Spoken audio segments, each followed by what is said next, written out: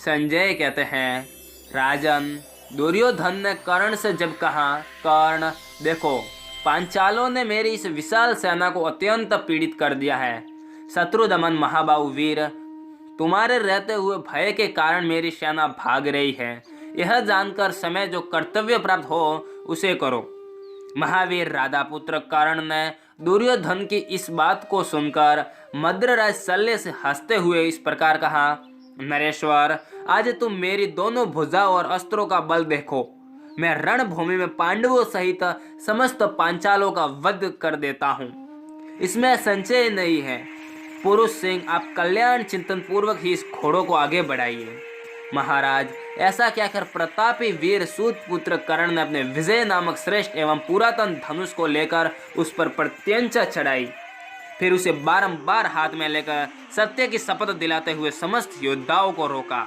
इसके बाद अजय आत्मबल से संपन्न उस महाबली वीर ने भार्गवास्त्र का प्रयोग किया।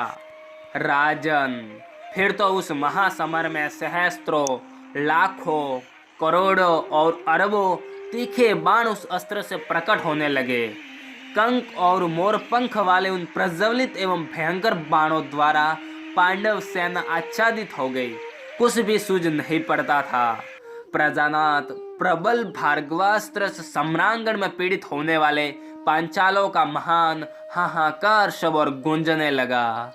राजन, गिरते हुए हाथियों, सहस्त्रों घोड़ों, रथों और मारे गए पैदल मनुष्यों के गिरने से सारी पृथ्वी सब और कंपित होने लगी। पांडवों की सारी विशाल सेना व्याकुल हो गई। नर व्याघ्र शत्रुओं को तपाने वाला योद्धाओं में श्रेष्ठ एकमात्र कर्ण ही धूम रहित अग्नि के समान शत्रुओं को दग्ध करता हुआ शोभा पा रहा था। जैसे वन में आग लगने पर उसमें रहने वाले हाथी जहां तहां दग्ध होकर मूर्छित हो जाते हैं, उसी प्रकार कर्ण के द्वारा मारे जाने वाले पांचाल और चेदी योद्धा यत्र तत्र मूर्छित होकर पड़े थे। पुरुष सिंह, वे श्रेष्ठ योद्धा व्याघ्रों के समान चित्कार करते थे। राजन, युद्ध के मुहावने पर भयभीत हो चिल्लाते और डरकर सब और भागते हुए उन सैनिकों का महान आर्तनाद प्रलय काल में समस्त प्राणियों के चित्कार के समान जान पड़ता था।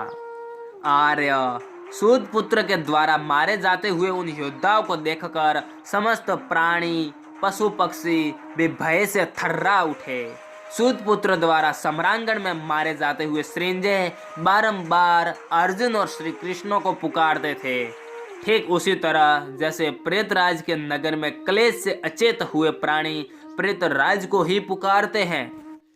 कर्ण के बाणों द्वारा मारे जाते हुए उन सैनिकों का आर्तनाद सुनकर तथा वहां महाभयंकर भार्गवास्त्र का प्रयोग हुआ देखकर कुंती पुत्र अर्जुन ने भगवान श्री कृष्ण से कहा, महाबाहु श्री कृष्ण, ये भार्गवास्त्र का पराक्रम देखिए। सम्रांगण में किसी तरह इस अस्त्र को नष्ट नहीं किया जा सकता। क्रोध में भरा हुआ सूत पुत्र जो पराक्रम में यमराज के समान है, महासमर में कैसा दारुण कर्म कर रहा है। वह निरंतर घोड़ों को हाँकता हुआ बारंबार मेरी ही ओर देख रहा है। समर भूमि में कर्ण के सामने से पलायन करना मैं उचित नहीं समझता। मनुष्य जीवित रहे तो वह युद्ध में विजय और पराजय दोनों पाता है। ऋषिकेश, मरे हुए मनुष्यों का तो नाश ही हो जाता है, फिर उसकी विजय कहाँ से हो सकती है।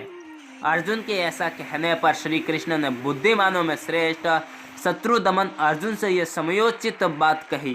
पार्थ, कर्ण ने राजा युधिष्ठिर को अत्यंत शत विक्षत कर दिया है। उनसे मिलकर उन्हें धीरज बंधाकर फिर तुम कर्ण का वध करना।